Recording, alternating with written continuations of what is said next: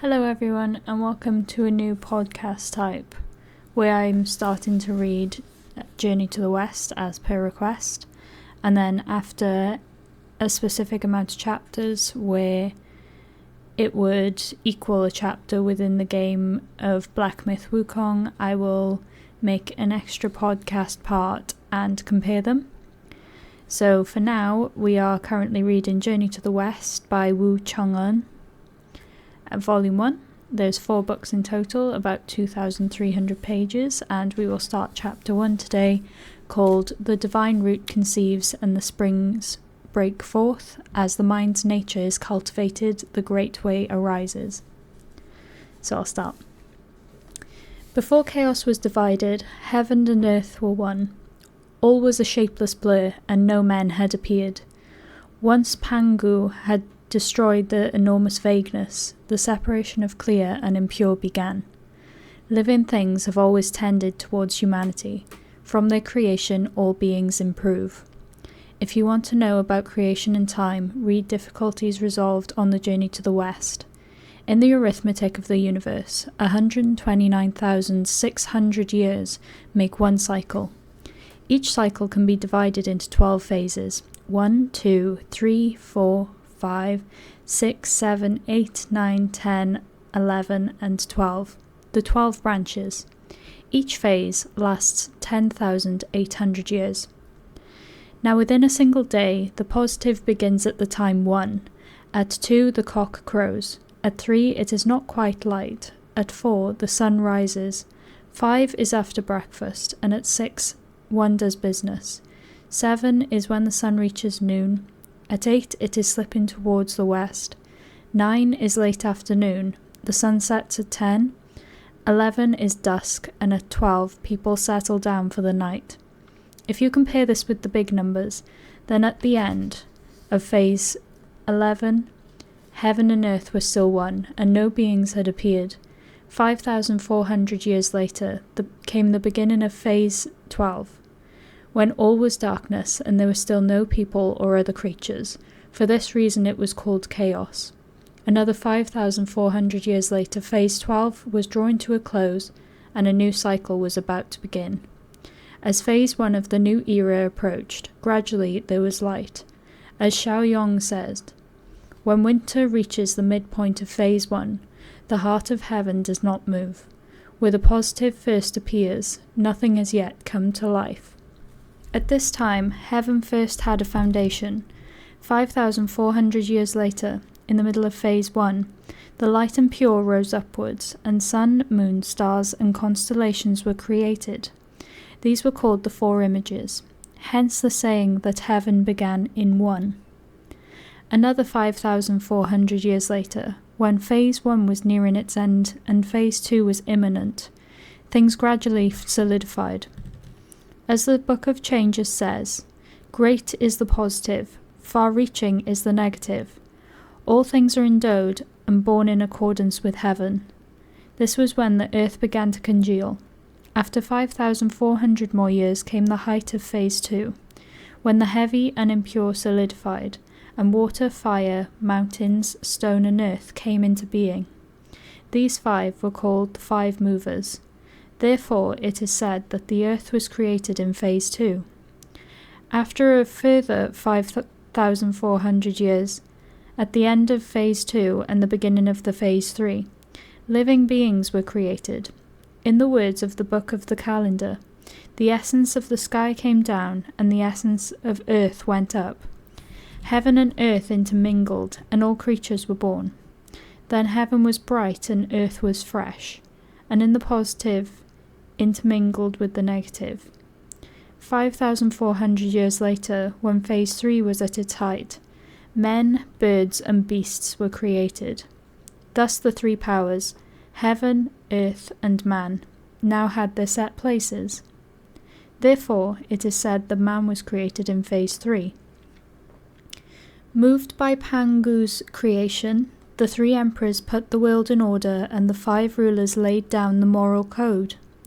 The world was then divided into 4 great continents: the eastern continent of superior body, the western continent of the cattle gift, the southern continent of Jambu and the northern continent of Kuru. This book only deals with the eastern continent of the superior body. Beyond the seas there is a country called Aeolai. This country is next to an ocean, and in the middle of the ocean is a famous island called the Mountain of Flowers and Fruit. This mountain is the ancestral artery of the 10 continents, the origin of the 3 islands. It was formed when the clear and impure were separated and the enormous vagueness was divided. It is a really splendid mountain, and there are some verses to prove it. It stills the ocean with its might. It awes the jade sea into calm. It stills the ocean with its might. Tides wash its silver slopes, and fish swim into its cave. It awes the jade sea into calm. Amid the snowy breakers, the sea serpent rises from the deep. It rises high in the corner of the world where fire and wood meet. Its summit towers above the eastern sea. Red cliffs and strange rocks, beetling crags and jagged peaks. On the red cliffs phoenixes sing in pairs. Lone unicorns lie before the beetling crags. The cry of pheasants is heard upon the peaks. In caves the dragons come and go. There are deer of long life and magic foxes in the woods, miraculous birds and black cranes in the trees. There are flowers of jade and strange plants that wither not. Green pine and bluish cypress ever in leaf, magic peaches always in fruit. Clouds gather round the tall bamboo. The wisteria grows thick around the mountain brook, and the banks around are newly coloured with flowers. It is the heaven supporting pillar where all the rivers meet, the earth's root, unchanged through a myriad aeons. There was once a magic stone on the top of this mountain, which was 36 feet 5 inches high and 24 feet round. It was 36 feet 5 inches high to correspond with the 365 degrees of the heavens, and 24 feet round to match the 24 divisions of the solar calendar. On top of it were 9 apertures and 8 holes for the 9 palaces and 8 trigrams. There were no trees around it to give shade, but magic fungus and orchids clung to its sides. Ever since creation began, it had been receiving the truth of heaven, the beauty of earth, the essence of the sun, and the splendour of the moon. And as it had been influenced by them for so long, it had miraculous powers. It developed a magic womb which burst open one day to produce a stone egg about the size of a ball. When the wind blew on this egg, it turned into a stone monkey, complete with the 5 senses and 4 limbs. When the stone monkey had learned to crawl and walk, he bowed to each of the 4 quarters. As his eyes moved, 2 beams of golden light shot towards the pole star palace and startled the supreme heavenly sage, the greatly compassionate jade emperor of the azure vault of heaven, who was sitting surrounded by his immortal ministers on his throne in the hall of miraculous mist in the golden-gated cloud palace. When he saw the dazzling golden light, he ordered 1,000-mile eye and wind accompanying ear to open the southern gate of heaven and take a look. The 2 officers went out through the gate in obedience to the imperial command, and while one observed what was going on, the other listened carefully. Soon afterwards they reported back. In obedience to the imperial mandate, your subjects observed and listened to the source of the golden light. We found that at the edge of the country of Aeolai, which is east of the ocean belonging to the eastern continent of superior body, there is an island called the Mountain of Flowers and Fruit. A magic stone on the top of this mountain produced a magic egg, and when the wind blew on this egg, it turned into a stone monkey, which bowed to each of the 4 quarters. When he moved his eyes, golden light shot towards the pole star palace, but now that he is eating and drinking, the golden light is gradually dying. In his benevolence and mercy, the Jade Emperor said, "Creatures down below were born of the essence of heaven and earth. There is nothing remarkable about him." On his mountain, the monkey was soon able to run and jump, feed from plants and trees, drink from brooks and springs, pick mountain flowers and look for fruit. He made friends with the wolves, went around with the tigers and leopards, was on good terms with the deer, and had the other monkeys and apes for relations. At night he slept under the rock faces, and he roamed around the peaks and caves by day. As the saying so rightly goes, there is no calendar in the mountains, and when winter's over you don't know the time of year. On hot mornings he and all the other monkeys would play under the shade of some pines to avoid the heat. Just look at them all, climbing trees, picking flowers, looking for fruit, throwing pellets, playing knucklebones, running round sandy hollows, building stone pagodas, chasing dragonflies and catching locusts, worshipping the sky and visiting bodhisattvas, tearing off creepers and weaving straw hats, catching fleas, then popping them with their teeth and fingers, grooming their coats and sharpening their nails, beating, scratching, pushing, squashing, tearing and tugging, playing all over the place under the pine trees, washing themselves beside the green stream. After playing, the monkeys would go and bathe in the stream, a mountain torrent that tumbled along like rolling melons. There is an old saying, birds have bird language and animals have animal language. All the monkeys said to each other, I wonder where that water comes from. We've got nothing else to do today, so wouldn't it be fun to go upstream and find its source? With a shout they all ran off, leading their children and calling to their brothers. They climbed up the mountain beside the stream until they reached its source, where a waterfall cascaded from a spring. They saw one white rainbow arching, 1,000 strands of flying snow, unbroken by the sea winds, still there under the moon. Cold air divides the greeny crags, splashes moisten the mountainside, a noble waterfall cascades, hanging suspended like a curtain. The monkeys clapped their hands and exclaimed with delight, What lovely water! It must go all the way to the bottom of the mountain and join the waves of the sea. Then one monkey made a suggestion. If anyone is clever enough to go through the fall, find the source, and come out in one piece, let's make him our king. When this challenge had been shouted 3 times, the stone monkey leapt out from the crowd and answered at the top of his voice, I'll go, I'll go. Splendid monkey indeed. Today he will make his name, tomorrow his destiny shall triumph. He is fated to live here, as a king he will enter the immortal's palace. Watch him as he shuts his eyes, crouched, and sprang, leaping straight into the waterfall. When he opened his eyes and raised his head to look around, he saw neither water nor waves. A bridge stood in front of him as large as life. He stopped, calmed himself, and took a closer look, and saw that the bridge was made of iron. The water that rushed under it poured out through a fissure in the rocks, screening the gateway to the bridge. He started walking towards the bridge, and as he looked, he made out what seemed to be a house. It was a really good place. He saw emerald moss piled up in heaps of blue, white clouds like drifting jade, while the light flickered among wisps of coloured mist. A quiet house with peaceful windows, flowers growing on the smooth bench, dragon pearls hanging in niches, exotic blooms all around, traces of fire beside the stove, scraps of food in the vessel by the table, adorable stone chairs and beds, even better stone plates and bowls, 1 or 2 tall bamboos, 3 or 4 sprigs of plum blossom, 1 or 2 tall bamboos, 3 or 4 sprigs of plum blossom, a few pines that always attract rain, all just like a real home. He took a good, long look and then scampered to the middle of the bridge, from where he noticed a stone tablet. On the tablet had been carved in big square letters, Happy Land of the Mountain of Flowers and Fruit, Cave Heaven of the Water Curtain. The stone monkey was beside himself with glee. He rushed away, shut his eyes, crouched, and leapt back through the waterfall. We're in luck, he said with a chuckle.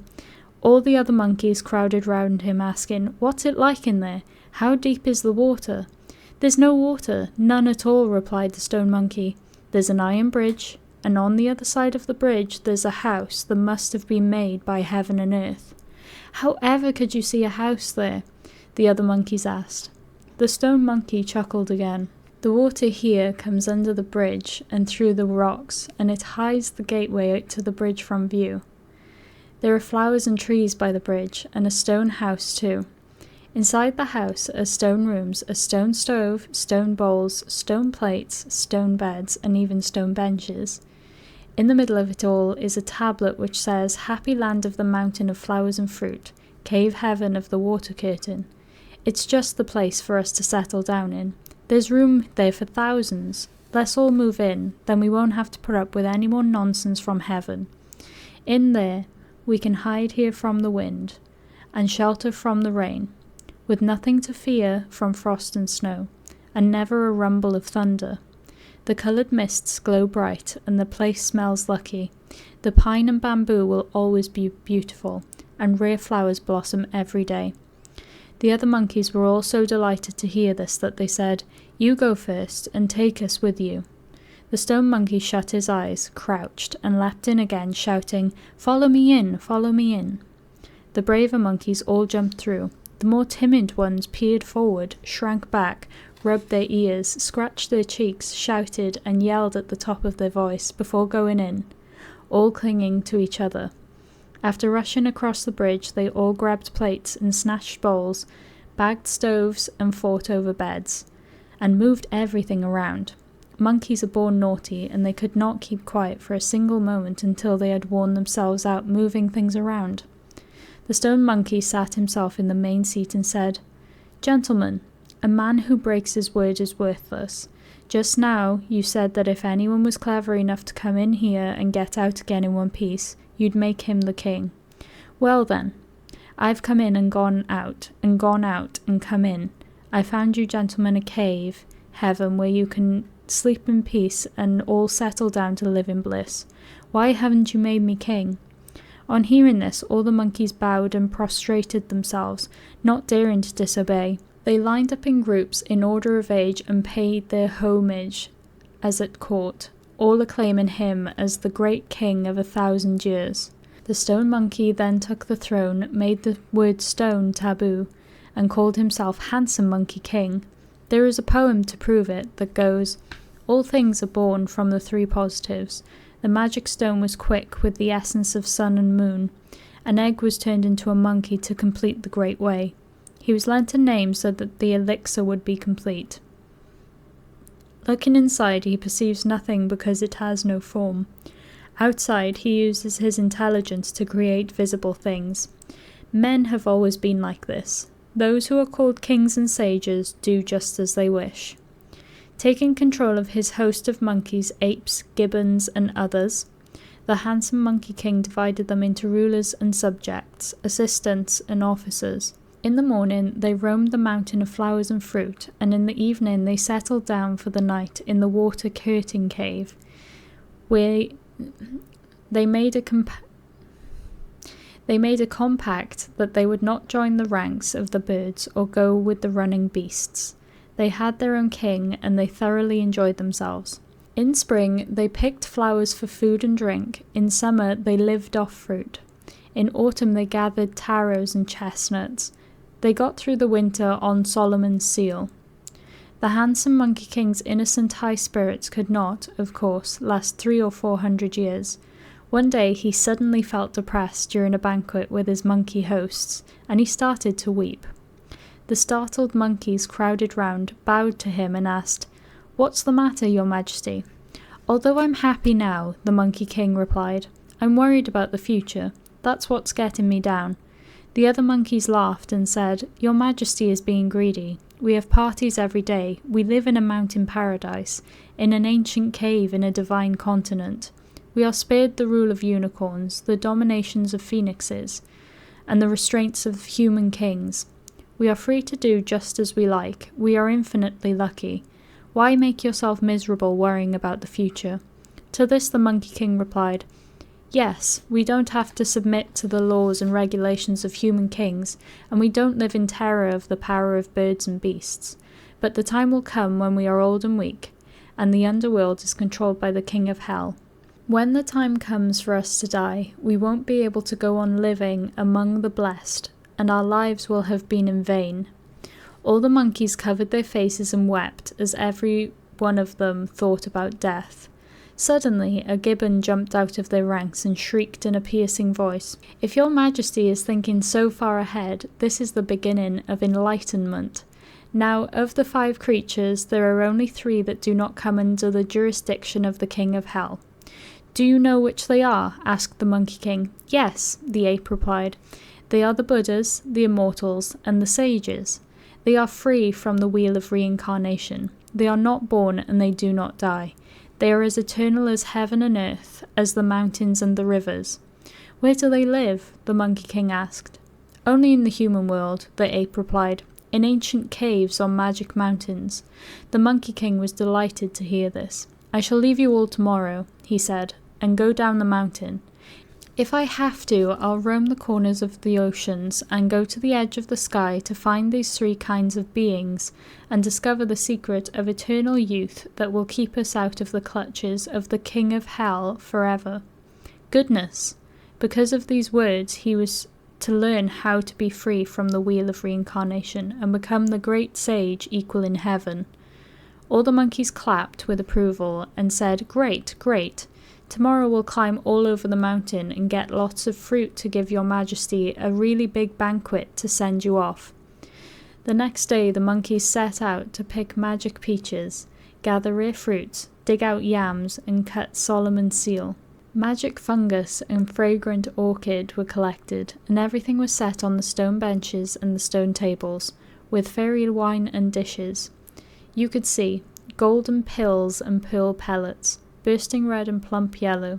The golden pills and pearl pellets were winter cherries, beautiful and sweet. The bursting red and plump yellow were ripe plums, tasty and sharp. Fresh, sweet-fleshed longans with thick skins, fiery lychees with tiny stones in a red sack, branch after branch of crab apples, yellow-skinned loquats with their leaves on, rabbit head pears and chicken heart jujubes. To quench your thirst, remove your cares and sober you up. Fragrant peaches and tender apricots, as sweet and luscious as jade wine. Crisp plums and arbutus, as sharp as glistening yogurt. Ripe melons with red coats and black seeds. Big 4-sectioned persimmons with yellow skins. Bursting pomegranates, cinnabar pips shining like fire crystal pearls.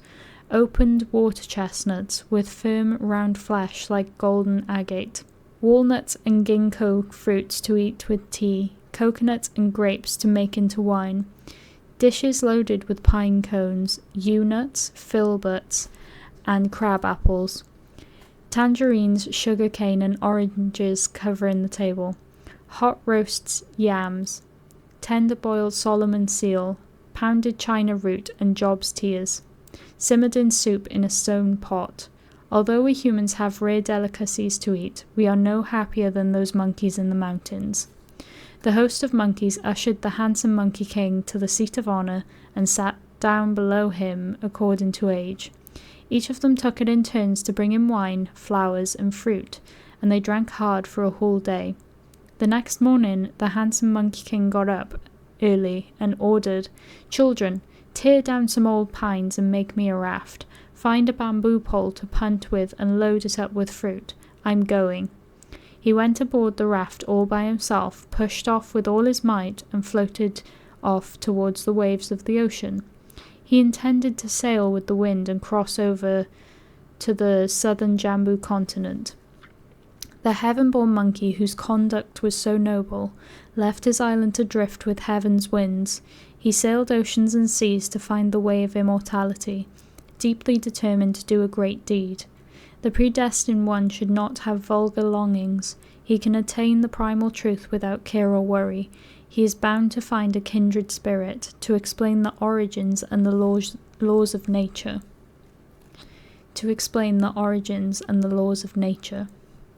He had chosen just the right time for his journey.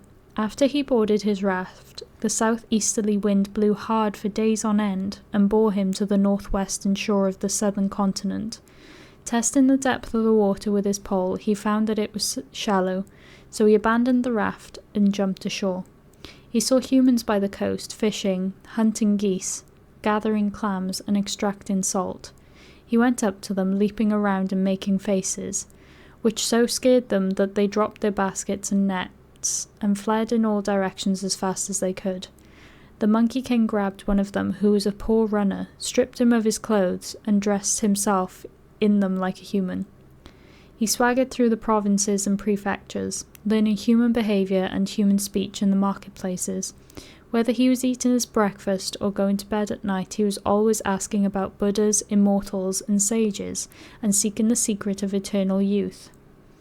He observed that the people of the world were too concerned with fame and fortune to be interested in their fates. When will the struggle for fame and fortune end, toiling from morning till night, never pleasing yourself? Those who ride donkeys long for stallions. The Prime Minister always wants to be a prince. They only worry about having to stop work to eat or dress. They never fear that the King of Hell will come to get them. When trying to ensure their sons and grandsons inherit their wealth and power, they have no time to stop and think. Although he asked about the way of the immortals, the Monkey King was unable to meet one. He spent 8 or 9 years in the southern Jambu continent, going through its great walls and visiting its little counties. When he found that he had reached the great western ocean, he thought that there must be sages and immortals on the other side of it, so he made himself another raft like the last one, and floated across the western ocean until he came to the western continent of Cattlegift. He went ashore and made extensive and lengthy inquiries until one day he came upon a high and beautiful mountain, thickly forested on its lower slopes. Not fearing wolves, and undaunted by tigers or leopards, he climbed to the summit to see the view. It was indeed a fine mountain. 1,000 peaks brandishing halberds, screens 10,000 measures tall. In the sunlight, the mountain haze is lightly touched with blue. After the rain, the black rocks look coldly green. Withered creepers coil round ancient trees, and the old ford marks the bounds of the mysterious. Strange flowers and precious plants, flourishing in all 4 seasons, rivaling fairyland. The nearby cry of a hidden bird, the clear running of a spring. Valley upon valley of mushroom and orchid. Lichen grows all over the cliffs. The range rises and dips in dragon-like majesty. Surely there must be lofty hermits here. As he was looking at the view, the Monkey King heard human voice coming from the depths of the forest. He rushed into the trees, and when he cocked his ear to listen, he heard a song. Watching the chess game, I cut through the rotten, felling trees chop chop. Strolling at the edge of the cloud and the mouth of the valley, I sell firewood to buy wine, cackling with laughter and perfectly happy, by a green path in autumn. I pillow myself on a pine root, looking up at the moon.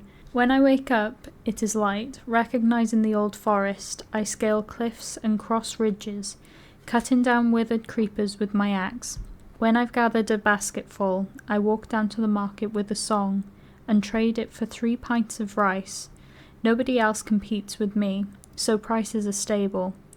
I don't speculate or try sharp practice, couldn't care less what people think of me, calmly lengthening my days. The people I meet are Taoists and immortals, sitting quietly and expounding the yellow court.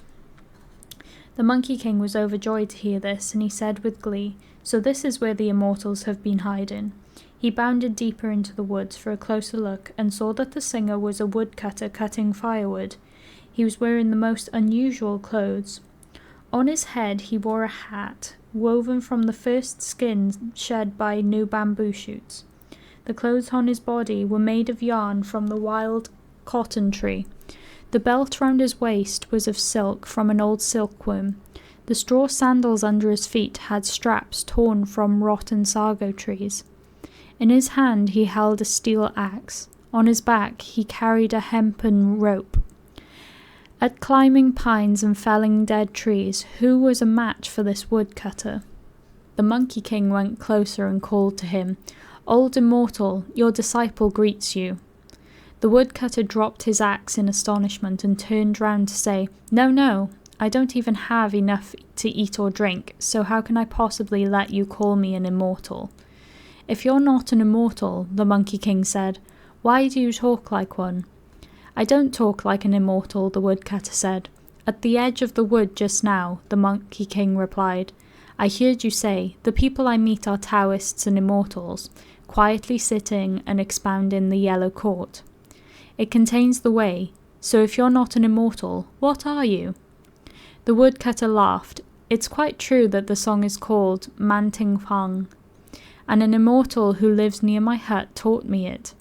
He said he saw how hard I had to work and how I was always worried, so he made me sing this song when things were getting me down.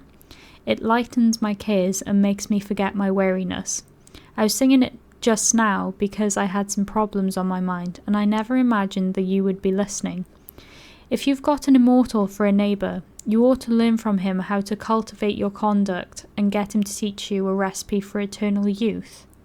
"I've had a hard life," the woodcutter replied. "My mother and father brought me up till I was about 8, and just when I was beginning to know about life, my father died. My mother remained a widow, and I had no brothers or sisters. As I was the only child, I had to look after my mother morning and night. Now that she is old, I can't possibly leave her. Our land is so overgrown that I can't grow enough to feed and clothe both of us, so I have to cut a couple of bundles of firewood to sell in the market for a handful of coppers to buy the few pints of rice that I cook for myself and for my mother. That's why I can't cultivate my conduct." "From what you say," the Monkey King replied, "you're a filial son and a gentleman. You're bound to be rewarded for it one day. But I'd be grateful if you can show me where that immortal lives, so that I can go and pay him my respects." The woodcutter said, "It's not far from here. This mountain is the Spirit Tower Heart Mountain, and in it there is the cave of the setting moon and the 3 stars. In that cave lives an immortal called the Patriarch Subhuti. I don't know how many disciples he has trained. There are 30 or 40 of them cultivating their conduct with him at the moment. If you take that path south for 2 or 3 miles, you'll reach his home." The Monkey King tugged at the woodcutter and said, "Take me there, elder brother. If I get anything out of this, I won't forget your kindness." "You idiot," the woodcutter replied. "Didn't you understand what I told you just now? If I went with you, I wouldn't be able to earn my living, and who would look after my poor old mother then? I've got to get on with my woodcutting. Go by yourself." After hearing this, the Monkey King had to take his leave. He came out of the forest and found the path, which led up a mountain slope for 2 or 3 miles, when he saw the cave. He pulled himself up to his full height to take a look, and it was a really magnificent place.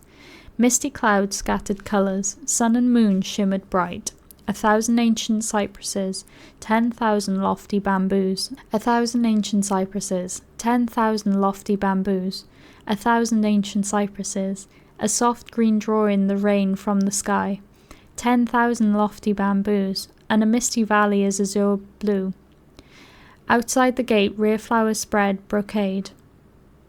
Beside the bridge wafts the scent of jade flowers. Rocky crags jut, glossy with green moss. On overhanging cliffs blue lichen grows. Sometimes the call of the crane is heard, and often you see the phoenix soar. The call of the crane echoes beyond the 9th heaven and the Milky Way. When the phoenix soars, the brilliance of its wings colours the clouds. Black apes and white deer can just be made out. Golden lions and jade elephants prefer to keep hidden. If you look closely at this happy land, you will see that it rivals paradise. He saw that the door of the cave was shut fast, and that everything was still, with no sign of any people. He turned round and noticed that there was a stone tablet about 30 feet high and 8 feet wide at the top of the cliff. On it was carved in enormous letters, "Spirit Tower Heart Mountain, Cave of the Setting Moon and the 3 Stars." The Monkey King exclaimed with delight, "The people here are really honest. The mountain and the cave do exist." He took a good long look, but did not dare to knock on the door. He climbed to the end of a pine branch and ate some pine seeds to amuse himself. Before long, the doors of the cave opened with a creak, and an immortal boy came out. In the nobility of his bearing and the exceptional purity of his features, he was completely different from an ordinary boy. His hair was bound with a pair of silken bands. His flowing gown had 2 capacious sleeves. His face and body were naturally distinguished. His mind and appearance were both detached. For many years a guest beyond the world of things, an eternal child amid the mountains. Untouched by any speck of dust, he let the years go tumbling by. When this boy had come out, he shouted, "Who's making that row out here?" The Monkey King scampered down the tree, went up to him, and said with a bow, "Immortal child, I am a disciple who has come to ask about the way and study under the immortal. The last thing I'd do would be to make a row here." The boy laughed. "So you've come to ask about the way, have you?" "Yes," the Monkey King replied. "Our master has just got up," the boy said, "and has now mounted the dais to expound the way. Before he has started to explain about origins, he told me to open the door. He said, 'There is someone outside who wants to cultivate his conduct. Go and welcome him.' I suppose he must have meant you." "Yes, he meant me," the Monkey King said with a smile. "Come with me," the boy said. The Monkey King straightened his clothes and followed the boy deep into the depths of the cave. He saw majestic pavilions and towers of red jade, pearl palaces and gateways of cowrie, and countless rooms of silence and secluded cells leading all the way to a jasper dais.